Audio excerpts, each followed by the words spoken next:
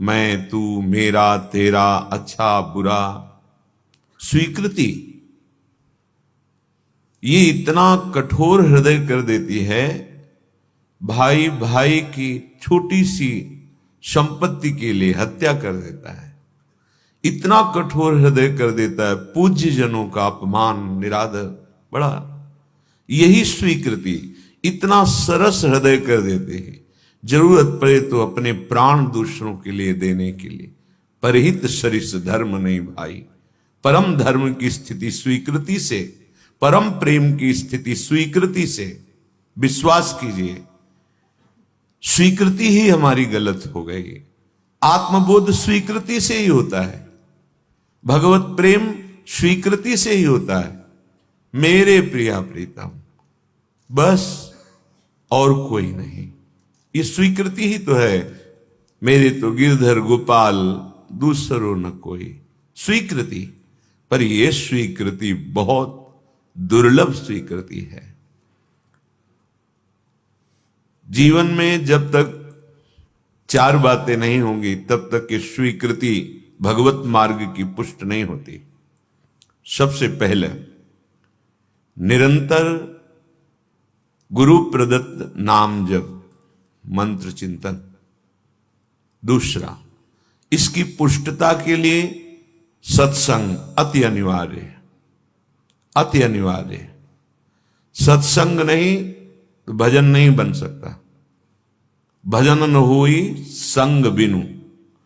अगर भजनानंदी महापुरुषों का संग नहीं, भजन नहीं बन सकता। पहला, निरंतर नाम जप सदगुरु प्रदत्त, ये दिव्य स्वीकृति के लिए अत्यंत अनिवार्य है। दूसरा, भगवत प्राप्त महापुरुषों की वाणी का अर्थात सत्संग का नित्य श्रवण। तीसरा, शास्त्र स्वाध्याय, आचार्य वाणी, महापुरुषों की वाणियों का एकांत में स्वाध्याय मनन सहित। और चौथा, सेवा, गुरु सेवा, इष्ट सेवा, परिवार की सेवा, समाज की सेवा, राष्ट्र की सेवा, विश्व की सेवा। ये चार ऐसी महामहिमामयी साधन वृत्ति है जिससे ऐसी दिव्य स्वीकृति होगी कि असाधन अपने आप मिट जाएगा और दिव्य साधन संपत्ति प्रकाशित हो जाएगी।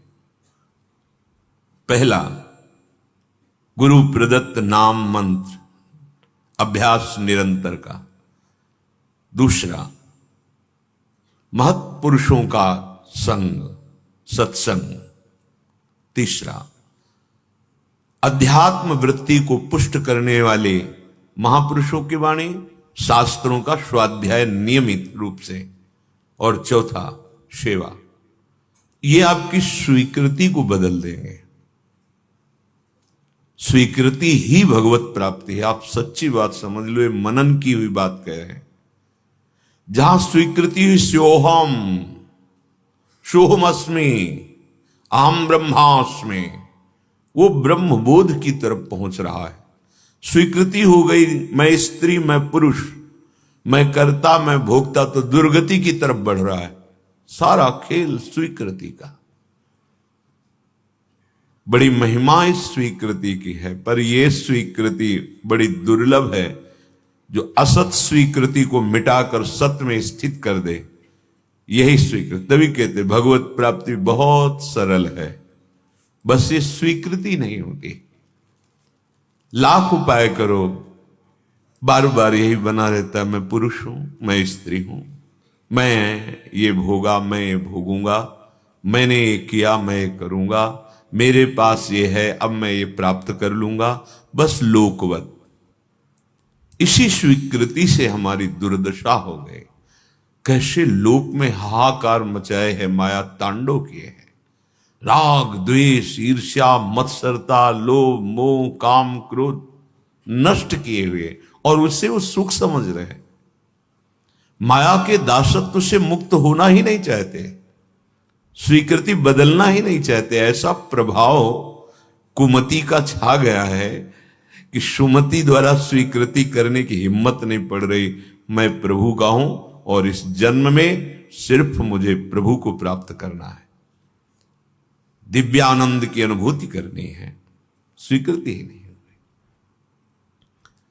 गरज रहा है श्रीधाम वृंदावन पावन करने के लिए, गरज रहा है राधा नाम कैसा भी महापतित हो, निकुंज विहारिणी श्यामाजू का ये नाम समस्त पापों का नाश करके हृदय में प्रेम प्रकाशित कर देता है। श्रीपाद कह रहे हैं श्रीधाम वृंदावन को सुना था, यहां आया तो मेरा मन ही चुरा लिया गया। मुझे पता है किसने चुराया है, किशोरी जी ने।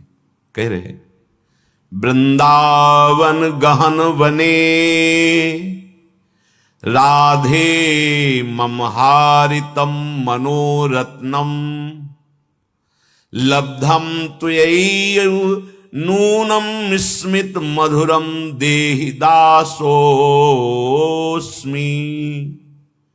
बड़ा गहन वन है वृंदावन, जब यहां आया तो मेरा मन रूपी रत्न चुरा लिया गया। उनका मन रत्न है, अपना तो अभी कूड़ा करकट समेटे हुए, इसे रत्न बनाना होगा। जिसका मन निर्विकार है, निरपेक्ष है, किसी भी तरह की कोई लौकिक पारलौकिक आशा नहीं है, एकमात्र सच्चिदानंद प्रभु में लगा हुआ है, वो मन रत्न है। श्रीपाद ब्रह्मबोध संपन्न महापुरुष हैं। कह रहे महिमा सुनी वृंदावन की आया, इतना गहन वन वृंदावन, यहां खो गया मेरा मन रूपी रत्न, और उसे मानो चुरा लिया गया। किसने चुराया? बोले राधे मम हारितम मनोरत्नम। मुझे पता चल गया, चुराने वाले का पता चल गया, मेरे मन को किशोरी जो ने चुरा लिया है। अब मन तो मैं वापस लूंगा नहीं, लेकिन उसके बदले में लूंगा। क्या लूंगा? लब्धम त्वयैव नूनम स्मित मधुरम। पहली बात, आप हमारे सामने प्रकट हो और मंद मुस्कुरा दे, और फिर देहि दासोस्मि, मुझे ऐसी ठसक दे दीजिए कि मैं आपका दास हूं।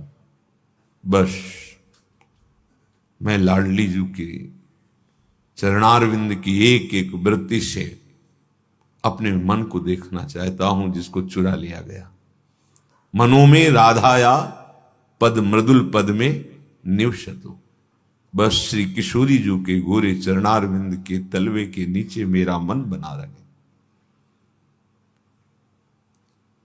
ये बड़ा महामहिम धाम है, बहुत कम साधना से बहुत उच्च कोटि की अवस्था प्राप्त हो जाती है। परम पद मथुरा में प्राप्त हो गया था ध्रुव जी को। जो ध्रुव जी आए, मधुवन आए, मधुपुरी, मथुरापुरी में। ये वृंदावन है, ये महाप्रेम प्रदान करने वाला है। बस जितना समय बचा है, आप सच्ची समझिए, आगे आपको भजन का समय नहीं मिलेगा। वायु दूषित, जल दूषित, भोजन दूषित, संग दूषित, विचार दूषित, किससे भजन करोगे? शरीर अस्वस्थ, मन शरीर आसक्त, कहां भजन? कैसा भजन? केवल खिलवाड़ की बातें होंगी, माया का खिलवाड़। अभी थोड़ा अवसर है, अभी 5000 से कुछ वर्ष ऊपर हुए हैं। 4,32,000 वर्ष की कलयुग की आयु है, अभी थोड़ा समय है, निकल चलो। स्वामिनी जी का कृपा बल हमारे साथ है, हम इस माया पर विजय प्राप्त कर सकते हैं। उपासक, श्रीधाम वृंदावन में आना, श्रीधाम वृंदावन में वास करना, आश्रय लेना, रसिकों का संग करना, इसका लाभ तभी उसे मिलेगा जब वो परिचर्चा न करे। बहुत ध्यान से सुनिएगा। यहां हम रह रहे साधन भजन जो लाडली जी की कृपा से बन रहा है। वृंदावन में रहकर जब हम परिचर्चा करते हैं, कहां श्याम श्याम की चर्चा करने का आपका व्रत है? बोलेंगे वाणी से तो केवल आराध्य देव के विषय में बोलेंगे, नहीं तो मौन भगवत चर्चा, मौन भगवत चर्चा, यही हमारी वाणी का विषय। बहुत जल्दी लाभ मिल जाएगा। श्रीधाम है, महामहिम महामहिम भक्ति, यहां प्रेम लक्षणा भक्ति वर्ण करने के लिए बाहु फैलाए हुए यहां गलियों में डोलती है। ये वृंदावन है। मोक्ष यहां वर्ण करने के लिए व्याकुल डोलता है। महिमा जो रसिक महापुरुषों ने वाणियों में गाई, हम क्यों लाभ नहीं ले पा रहे? बोले उसका कारण है परिचर्चा और प्रमाद। प्रमाद न करने योग्य काम को करना और करने योग्य कार्य को न करना, इसे प्रमाद कहते हैं। परिचर्चा, दूसरों की विषय की गुण दोषमयी वार्ता करना।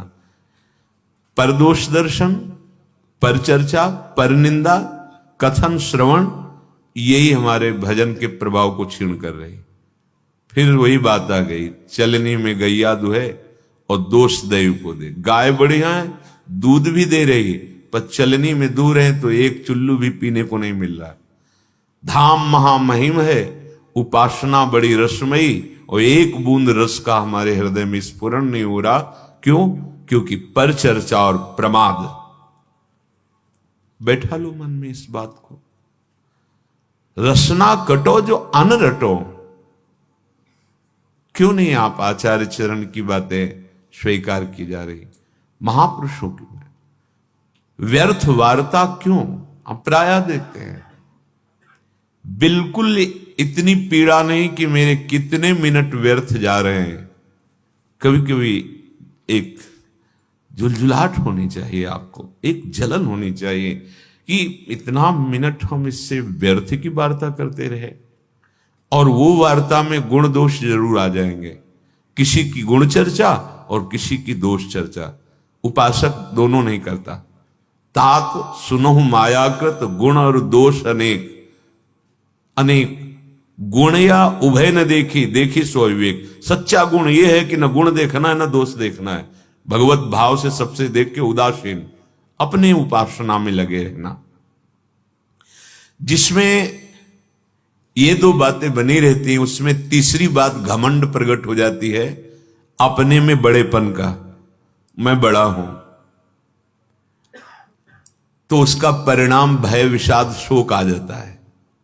वृंदावन में रहते हुए चिंता, भय, शोक, विषाद, या वृंदावन का आश्रय, वृंदावनेश्वरी का आश्रय, और आपके अंदर भय, चिंता, शोक, विषाद। ध्यान दीजिए, फिर ध्यान दीजिए। वृंदावन महामहिम है। अगर मोक्ष चाहिए तो घर घर भटकत मुक्ति बावरी, स्वीकार कर ले कोई। और प्रेम लक्षणा भक्ति तो यहां बाहु पसारे हुए हृदय से आलिंगन करने के लिए तैयार। अर्थात तुम्हारे हृदय में प्रेम लक्षणा भक्ति आने के लिए आतुर है, क्योंकि तुमने धाम का आश्रय वास स्वीकार किया है। पर क्यों नहीं हो रहा? बोले परिचर्चा, पर गुण, पर दोष वर्णन, ये उपासक के लिए बहुत हानिकारक है। और प्रमाद, ना करने योग्य कार्य करना और करने योग्य कार्य में प्रमाद। ये प्रमाद, अगर हमारे अंदर ये दो दोष यहां बढ़ गए तो तीसरा, अपने में बड़प्पन का सम्मान पाने की चाह, अपने में गुणाभिमान, देहाभिमान बढ़ जाएगा। परिणाम भय, विषाद, शोक, चिंता, ये उसके हृदय में आ जाएगी। जहां थोड़ी साधन वृत्ति बढ़ी तो उपदेशक बन जाता है उपासक। ये महापुरुषों के वचन है। उपदेशक तब तक बनने की आवश्यकता नहीं जब तक तुम षड्विकार पर विजय प्राप्त करके भगवत साक्षात्कार न कर लो, तब तक उपदेशक बनने का अधिकार नहीं है। जिस वस्तु का स्वाद नहीं चखा उसको बोलने का अधिकार कैसे प्राप्त हो गया? एक बार किसी महात्मा के पास कोई अपने बालक को लेके गया और कहा कि बहुत मीठा खाता है, गुड़ खाता है, आप इसे मना कर दीजिए, आपकी बात मान जाए। बोले 1 सप्ताह बाद आना, जब आए बोले बेटा मीठा मत खाया करो, उससे तुम्हारे पेट में कीड़े पड़ जाएंगे, आधे आधे उससे समझाया। तो उस घर वाले व्यक्ति ने कहा ये बात तो उसी दिन कह सकते थे, एक सप्ताह क्यों लगाया?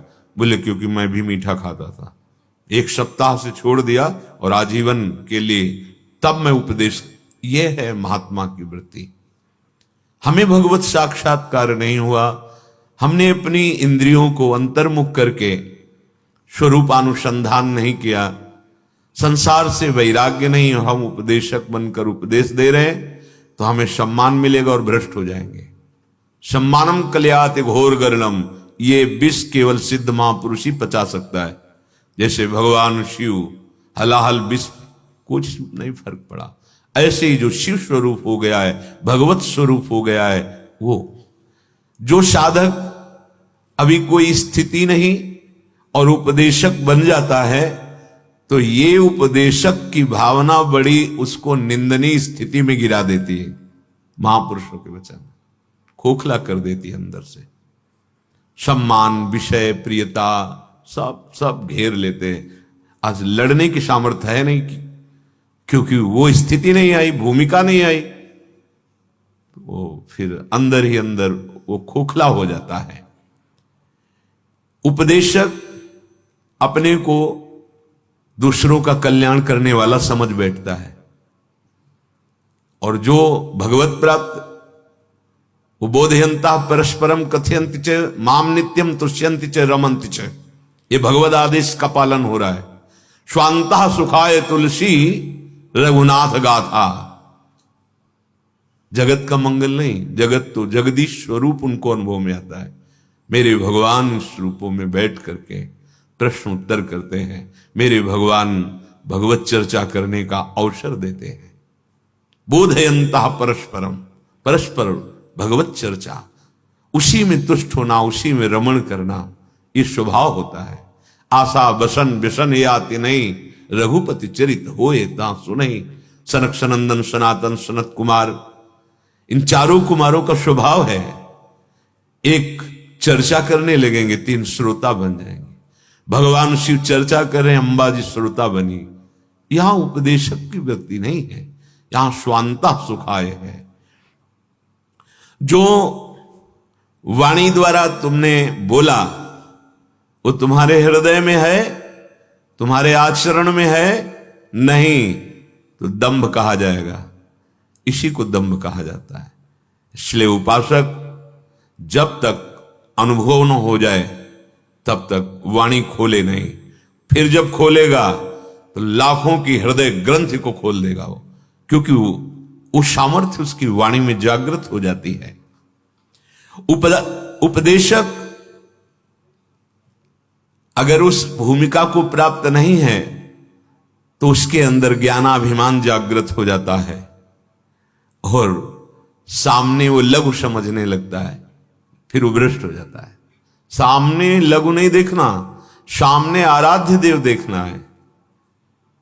और इसकी अभ्यास वृत्ति करके जब साक्षात दर्शन होने लगे, जैसे उपासक पहले मनुष्य देखेगा फिर उसमें भगवत भावना, उपासक पहले खंबा देखेगा फिर भगवत भावना, लेकिन परिपक्व अभ्यास अवस्था सीधे विद्या विनय संपन्ने ब्राह्मणे गविहस्तनी सुनीच सुपाके चा पंडिता समदर्शिना, सीधे दृष्टि पड़ते सब में मेरा प्रभु सर्वान वस्तुतया निरीक्ष परम स्वाराध्य बुद्धिर्मम। व्यर्थ ना सुनने का अभ्यास बनाइए, ये अभ्यास से हो जाता है। अगर मंत्राकार वृत्ति की अभ्यास है तो एकदम एकाग्र वृत्ति कीजिए, कोलाहल मचा है, बस केवल इतना है कि स्वर गूंज रहा है और अपना मंत्र सुनाई दे रहा, कोई शब्द अपना प्रभाव नहीं डाल पा रहा है। अभ्यास। जो अधिक बोलने का, अधिक सुनने का, प्रपंच का भाव कर लेता है, पूरा जीवन निकल जाता है, अनुभूत कुछ नहीं होता, कुछ नहीं अनुभव होता। इसी चमड़े को सजाने संवारने में पूरा जीवन निकल जाता है। बड़ा विनोद का विषय है। शूरवीर कहा करके कायरता का आचरण दिखाना, यह विनोद का विषय है। भगवत प्राप्ति का लक्ष्य करके चलने वाला उपासक माया के मनोरंजन में विश्राम मान लेना, शरीर सुख को विश्राम मान लेना। प्रपंच में क्या कर रहे हैं? बोले समय नहीं कट रहा था तो बैठे बातें कर रहे थे, ये खेल रहे थे, ये कर। समय यहां कम पड़ता है समय उपासक को। उसको लगता है कि और समय बढ़ जाए, और अधिक साधन करूं, निरंतर और नाम जप करूं। श्रवणनी और कथा नहीं सुनी हो, रसना और न गई हो। कानों से भगवत चर्चा किसे श्रवण फुटो जो अन सुनो। कहां हमारी स्थिति है? बहुत प्रपंच में राग हो गया है, प्रपंच कथन में, प्रपंच श्रवण में। और सिद्धावस्था कैसे मिलती है? बोले श्रवणनी और कथा नहीं सुनी हो, रसना और नग। ग्राम्य कथा, विषय कथा, राज कथा नहीं, नहीं, भगवत कथा, केवल भगवत कथा। वही गान करना, वही श्रवण करना। जीव अपनी तरफ प्रमाद किए हुए है, संयम में रखो इसको। बहुत ही दुष्ट स्वभाव बनती चली जा रही। ये खाना, ये खाना, ये खाना, कभी नहीं अघा रही। ये नहीं आ रहा कि जब लिखा है राधा नाम सुधा रसम, तो मुझे क्यों नहीं सुधा रस, अमृत रस का अनुभव क्यों नहीं हो रहा? ये कभी चाह नहीं पैदा हो रही। हाँ, आज ये समोसा चटनी, आज ये पदार्थ, आज ये पदार्थ, इस दुष्ट को बढ़ावा देते चले जा रहे हैं। रसेंद्री को प्रमाद युक्त मत कीजिए। उपासक यदि सिद्धावस्था में पदार्पण करने का निश्चय बना लिया है तो रसेंद्री को प्रमाद से बचाइए, जीव को संयम में कीजिए। उचित सात्विक भगवत समर्पित आहार, अल्पाहार। किसी को अपनी आंतरिक वृत्ति का परिचय मत दीजिए जब तक भगवदाकार वृत्ति ना आ जाए। उठती है अपनी बात बताने के लिए अंदर से लहर, उसका दमन करो, दबा दो उसे और शमन करो, अंदर ही शांत कर लो। कहें हम वहां गए थे, ये कि हम आज सत्संग में ये बात पकड़ी, हम तो ऐसा साधन कर, बड़ा आनंद आता है हमें तो। जहां माला लिया बस आनंद आता। तुम बोल पाते? नहीं आया, तभी आप बोल पा रहे। जब तक भगवदाकार वृत्ति ना हो जाए तब तक अपनी आंतरिक वृत्तियों को दबाओ, दमन करो, शमन करो अंतर में ही। सावधान दृष्टि रखो आत्म कल्याण के लिए। जहां तक हो सके तहां तक ऐसे लोगों से बात ना करो जो दुनिया की बातें तुम्हें बताते हैं।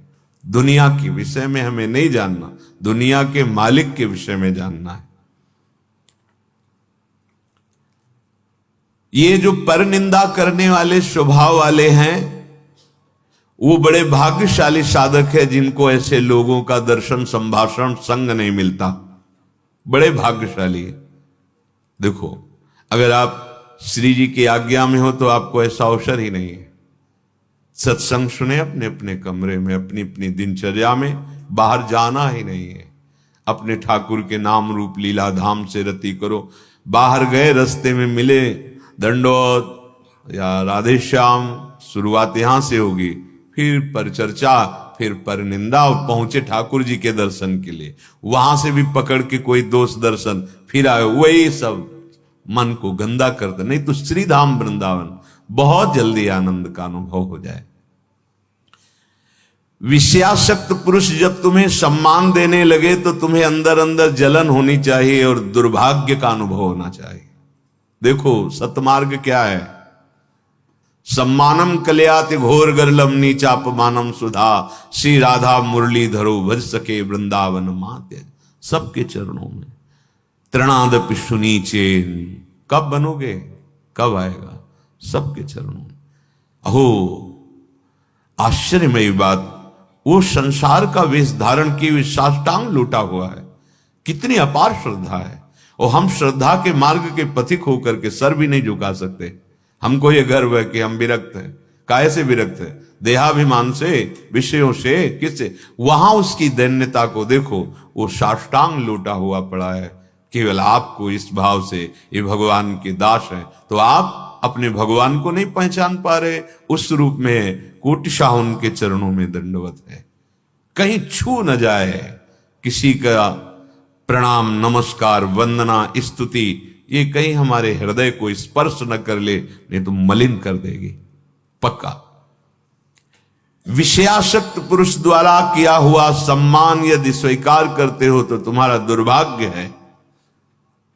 हां, अगर कोई साधु कहता है भगवत मार्ग का कि अहोभाग्य तुम्हारे, बहुत सही, चलो आगे, तो हृदय में आनंदित होना चाहिए कि प्रमाण मिल रहा है कि मार्ग सही है, संत वचन मिल रहे हैं।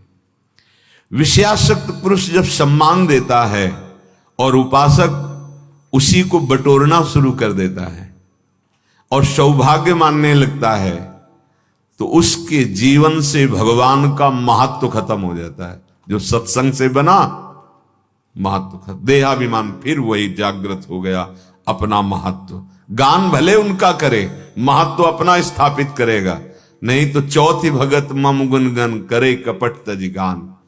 केवल भगवत चर्चा मात्र से भगवत प्राप्ति, भगवत चर्चा श्रवण मात्र से भगवत प्राप्ति। कितने ऐसे उदाहरण हैं महापुरुषों के चरित्रों में। जो उपासक निकम्मा पड़ा रहना अपने को समझता है साधना, नहीं, सिद्धों वाले आचरण नहीं करना, उनकी भगवदाकार वृत्ति है। वो खड़े हैं या पड़े हैं, चल रहे हैं या खा पी रहे हैं, या विषयी पुरुषों के बीच में भी बैठे, कोई फर्क नहीं पड़ता। कर्माणि श्रुति बोधितानि नितराम कुर्वन्तु कुर्वन्तु मां गूढ़ाश्चर्य रसास्रगादि विषयान ग्रहणन्तु मुंचन्तु वा। जिस समय वो बहिर्मुख पुरुषों के पास बैठे हैं, उस समय वो भगवदानंद में डूबे हुए, एक एक वृत्ति भगवदाकार है। आप उनका अनुकरण न करें, उनके वचनों का अनुकरण करें, जो उनके वचन कह रहे हैं। जो ये समझता है कि अकेला मैं बस पड़े रहना, मांग के खा लिया, तो काम, क्रोध, लोभ, मोह, मद, मत्सर, ये ऐसे नहीं जीते जाते। जीवन में उपासक के हृदय में आराम की तो कोई वृत्ति ही नहीं रह जाती। श्यामा श्याम नहीं मिले तो आराम कैसा? राम नहीं तो आराम कहां? नहीं, तब तक विश्राम नहीं। अरे ये बड़ा भारी युद्ध है, बड़े विपक्ष जोरदार हैं, इनको परास्त करना है। ऐसे नहीं कि कमरा ले लिया, पड़े हैं, खा रहे हैं, पी रहे हैं। केवल पड़े भी नहीं रह सकते ना तुम, क्योंकि एक क्षण बिना कर्म किए नहीं रह सकते। शरीर से पड़े हो, लेकिन अंदर की विकारग्रस्त वृत्तियां तुम्हें चैन लेने देंगी, तुमसे ऐसे असाधन करा देंगी, वो व्यर्थ जीवन हो जाएगा। इसलिए सदैव भगवत कार्यों में इस शरीर को खूब लगाए रखो। भगवत कार्यों में, जो ये सब भगवत कार्य हैं। अगर आप गृहस्थ में तो सब भगवत कार्य, विरक्त में तो प्रगट के भगवत कार्यों में प्रभु की सेवा संपादन करने के लिए पूरे शरीर की ताकत लगा दो। इसमें प्रमाद स्थिति नहीं। हम केवल भजन को समझते, एकांत बैठे तो भजन हो रहा है। देखो क्या हो रहा है, अंदर मनन करके देखो। अब जब हम श्रृंगार करते हैं तो देखो, मन बुद्धि पूरा लगेगा, नहीं तो श्रृंगार बिगड़ जाएगा। जरा भी मन हटा तो श्रृंगार परिचय बताने लगता है प्रभु के श्री अंगों का, कि आज एकाग्रता पूर्वक प्रियता के भाव से नहीं किया गया है। जरा सी वृत्ति बाहर चली जाए तो आपका श्रृंगार बिगड़ जाएगा। पहले मनन होता है, आज ऐसे फूल बंगला बनाएंगे, आज ऐसी पोशाक होगी, आज ऐसी नथ होगी, ये मानसिक हो रहा है। फिर प्रगट में उसमें तन्मयता पूर्वक हो रहा है। परम सिद्ध वर्तमान में भगवदानंद की अनुभूति करने का बहुत प्रबल साधन मिल गया, और यही सिद्धावस्था का अनुभव करा देगा कि जो कर रहे हो ये परम सिद्ध वस्तु है। इसलिए उपासक भगवत प्राप्ति के लिए ये चार बातें जीवन में बहुत ध्यान पूर्वक। पहला निरंतर नाम जप, दूसरा सत्संग। सत्संग बहुत बड़ी प्रेरणा देता है हमें भगवत प्राप्ति की। असत आचरणों की त्यागने की सामर्थ्य सत्संग से मिलती है। और तीसरा, शास्त्रों का स्वाध्याय अनिवार्य है। और चौथा, भगवत सेवा। इससे पूर्णता की प्राप्ति हो जाएगी, अर्थात आपकी स्वीकृति हो जाएगी, मैं श्री जी की सहचरी हूं, अनुभूत हो जाए, मैं भगवत दास हूं, मैं भगवान का नित्य सखा हूं, या भगवान मेरे करुणा सिंधु पुत्र हैं, या भगवान मेरे माधुर्य निधि प्रीतम है, पति है। जो जिस भाव से भगवान